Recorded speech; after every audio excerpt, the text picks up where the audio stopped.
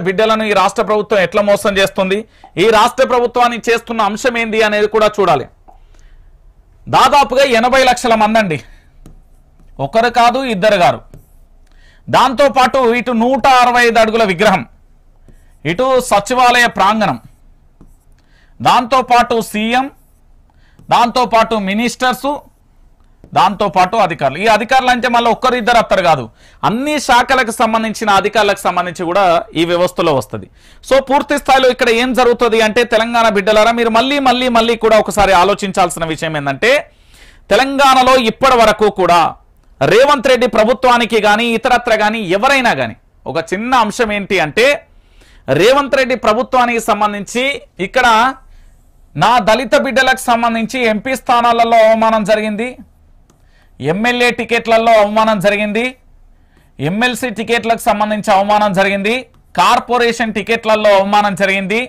దానితో పాటుగా ముఖ్యంగా మరో అంశం ఏంటంటే, కేసీఆర్ ప్రభుత్వానికి సంబంధించి ఏమని చెప్పిల్లు అంటే, ఒక దళిత బిడ్డకు సంబంధించి ముఖ్యమంత్రి చేస్తాను, కేసీఆర్ మీరు చేయలే, రాబోయే ప్రభుత్వంలో ఖచ్చితంగా కూడా మేము చేస్తామంటూ కూడా చెప్పిండు.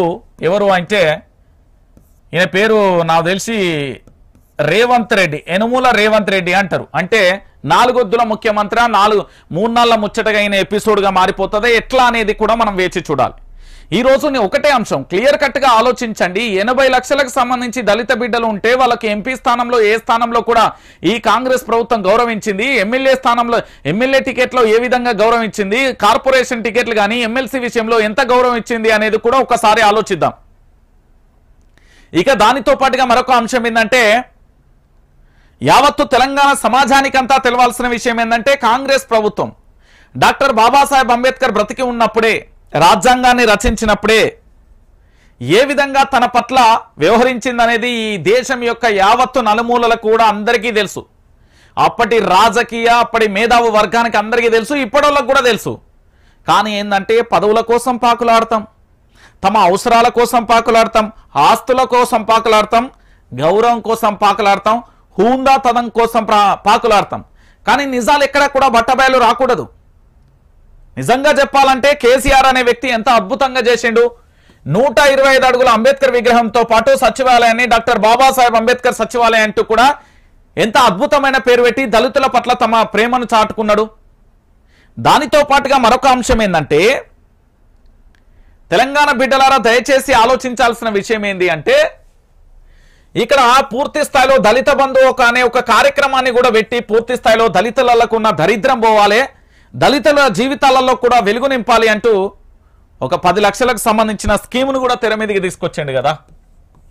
మరి ఈ రాష్ట్ర ప్రభుత్వం వచ్చి ఎంపీ టికెట్లలో వీళ్ళకు అవకాశాలు కల్పించిందా, ఎమ్మెల్యేలలో ఇచ్చిందా, కార్పొరేషన్లో ఇచ్చిందా, ఎమ్మెల్సీలలో ఇచ్చిందా? ఆఖరికి 80 లక్షల పైగా ఉన్న మందకృష్ణ మాదిగన్న ఉక్కుపాదం మోపి కాంగ్రెస్ గో బ్యాక్ అనే వరకు వచ్చింది అంటే ఈ తెలంగాణ రాష్ట్రంలో ఏం జరుగుతుంది?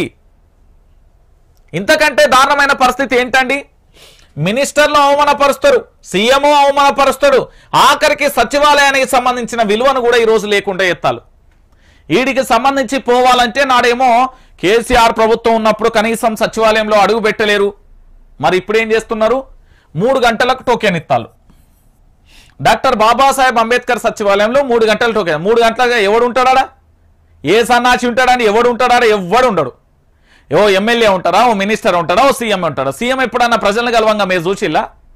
తెలంగాణ రాష్ట్ర ముఖ్యమంత్రి ఈయన పేరు యనుమల రేవంత్ రెడ్డి, ఈయన ఎప్పుడన్నా ప్రజలను గెలవంగా మీరు చూసిల్లా? నేను ఒక వీడియో చేసిన. ఏ వీడియో అంటే, ఏది మహాత్మా జ్యోతిరావు పూలే భవన్కు, అంటే నాటి ప్రగతి భవన్ నేటి ప్రజాభవన్ అని పెట్టిన దాన్ని పోయి ఫేస్బుక్లో ఒక లైవ్ ఇస్తే ఒక్కొక్కరికి చిచ్చు పడ్డది. లేదు నేను ఎప్పుడో హామీ ఇయ్యలే, ఆడ ఏంది అంటే అధికారులు ఉంటారని చెప్పిన, అధికారుల ఫిర్యాదు తీసుకుంటారు, వాళ్ళకు సంబంధించి ఆ ఫిర్యాదులను పరిశీలిస్తారు, సమస్యల పరిష్కారం చేస్తాడు అని చెప్పిండు. అంతకుముందు ఇదే రేవంత్ రెడ్డి ఏమని చెప్పిండో తెలుసా? ఇక్కడ పూర్తి స్థాయిలో స్వయంగా నేనే కూర్చేసుకొని కూర్చుంటా, సమస్యలను పరిష్కరిస్తా, నేను లేని ఏడల మంత్రులు ఎమ్మెల్యేలు ఉంటారు అని చెప్పిండు. ఆ తర్వాత ఈయన అసెంబ్లీకి పోయి ఏం చెప్పిండో తెలుసా? నేను ఏనాడు ఉంటా అని చెప్పలే అని చెప్పిండు. క్లియర్ కట్ ఇది తెలంగాణ ప్రజలారా గుర్తు పెట్టుకోరు. క్లియర్ కట్గా ఈయన చెప్పిన అంశం. ఇక దానితో పాటుగా ఈయన చెప్పిన మరో పెద్ద దొంగ ముచ్చట ఏంటంటే, ఈ రోజు డాక్టర్ బాబాసాహెబ్ అంబేద్కర్ ని అవమానపరుస్తూ ఉంటే చాలా బాధ అనిపించింది. ఏమి గోసరా, ఎట్లొచ్చరా బాధ? తెలంగాణలోని నలుదిక్కులన్నిటికీ కూడా అంబేద్కర్ ఆశయాలతోని అంబేద్కర్ను ముందు చూపుతూ తన బాటలో నడవాలంటూ కూడా యువతకు మార్గనిర్దేశకంగా చేసే అంబేద్కర్కు సంబంధించి కనీసం ఆయనకు ఒక్క పూలమాల వేసేందుకు నోచుకోలేదా? ఆయన అలంకరణకు నోచుకోలేదా? హెలికాప్టర్లలో పూలవర్షం ఎందుకు కురిపించలేదు? ఆయనకు దండేసి ఎందుకు కనీసం ఆయనని ఎందుకు స్మరించుకునే విధంగా ఈ రాష్ట్ర ప్రభుత్వం చేయలేదు? అంటే కేసీఆర్ చేసిన పని నేను చెయ్యా, కేసీఆర్ చేసే ఏ పనిని కూడా నేను చెయ్యను అంటూ కూడా చెప్పే పరిస్థితికి వచ్చిందా అనేది కూడా మనం ఒకసారి ఆలోచించాలి. ఎందుకు ఈ విషయాన్ని చెప్తున్నానంటే తెలంగాణ ప్రజలారా దయచేసి కూడా మనందరం కూడా ఆలోచించుకోవాలి. ఈ రోజు తెలంగాణ రాష్ట్ర రాజకీయాలలో ఇప్పటి వరకు కూడా జరుగుతున్న ఒక ప్రధానమైన అంశం ఏంది అంటే ఇంతకంటే దారుణమైన సిచ్యువేషన్ ఇంకొకటి ఏది ఉండదు. ఈ తెలంగాణ రాష్ట్రాలలో ఎటువైపు చూసినా ఎక్కడ చూసినా కూడా ఇంతకంటే దారుణమైన పరిస్థితి ఎక్కడా కూడా మీకు కనిపించదు. కేసీఆర్ కు సంబంధించి చేసిన ఏ ఒక్క పనిలో కూడా నేను కనీసం కూడా